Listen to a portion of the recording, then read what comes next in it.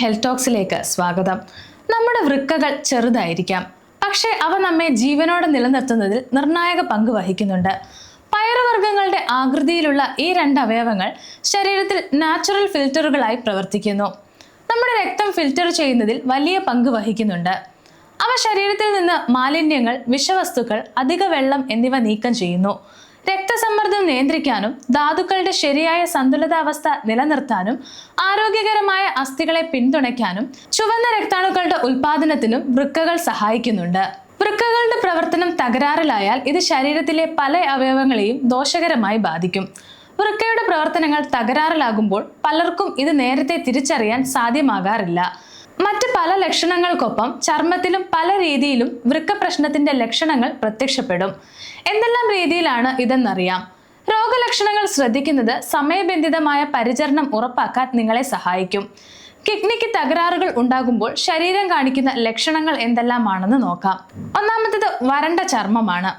വരണ്ട ചർമ്മം വൃക്കരോഗത്തിന്റെ പ്രധാന ലക്ഷണങ്ങളിൽ ഒന്നാണ്. വിട്ടുമാറാത്ത വൃക്കരോഗം ബാധിച്ചവരിൽ 72% പേർക്ക് സെറോസിസ് ഉണ്ടാകാം. ഇത് ചർമ്മം പരുപരുത്തതും ചെതുമ്പലുകളോടെയും മുറുക്കമുള്ളതുമാക്കുന്നു.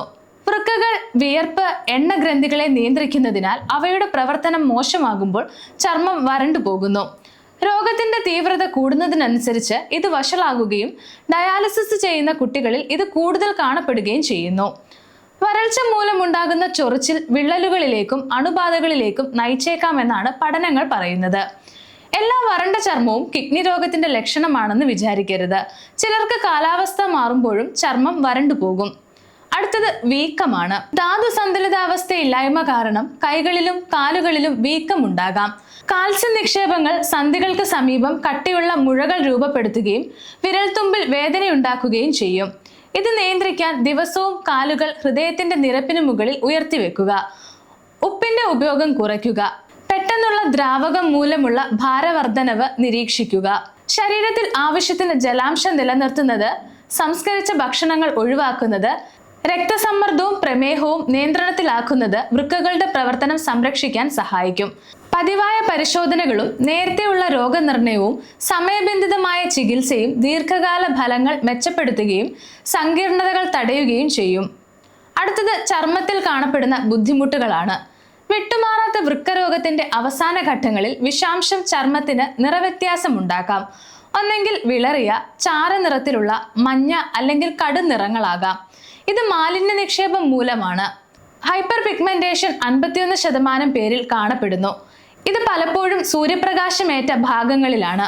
വിളർച്ച 64% പേരിൽ കാണപ്പെടുന്നു. ഇത് വൃക്ക ഹോർമോൺ നഷ്ടം മൂലമുള്ള വിളർച്ച കാരണമാണ്. ചാരനിറത്തിലുള്ള അല്ലെങ്കിൽ മഞ്ഞ നിറങ്ങൾ യുറീമിയയെ വ്യക്തമായി കാണിക്കുന്നു. കട്ടിയുള്ള തടിപ്പുള്ള മഞ്ഞ ചർമ്മത്തിൽ വരകളും കാണാം. വിളർച്ച 64% പേരിൽ കാണപ്പെടുന്നു. ഇത് വൃക്ക ഹോർമോൺ നഷ്ടം മൂലമുള്ള വിളർച്ച കാരണമാണ്.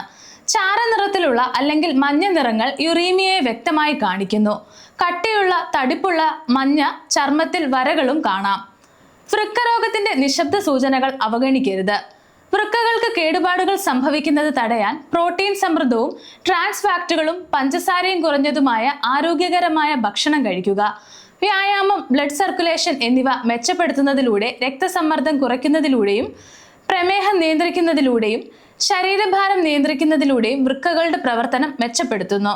നിങ്ങളുടെ വൃക്കകളെ സംരക്ഷിക്കുന്നതിനുള്ള മറ്റൊരു മാർഗം നല്ല ശരിയായ ഭക്ഷണ തെരഞ്ഞെടുപ്പുകളാണ്. ആപ്പിളും ബെറികളും പോലെയുള്ള പഴങ്ങൾ വൃക്കകൾക്ക് അനുയോജ്യവും ആന്റി ഓക്സിഡന്റുകളാൽ സമ്പന്നവുമാണ്. ഇലക്കറികൾ മിതമായി കഴിക്കുമ്പോൾ വീക്കം കുറയ്ക്കാൻ സഹായിക്കുന്നു.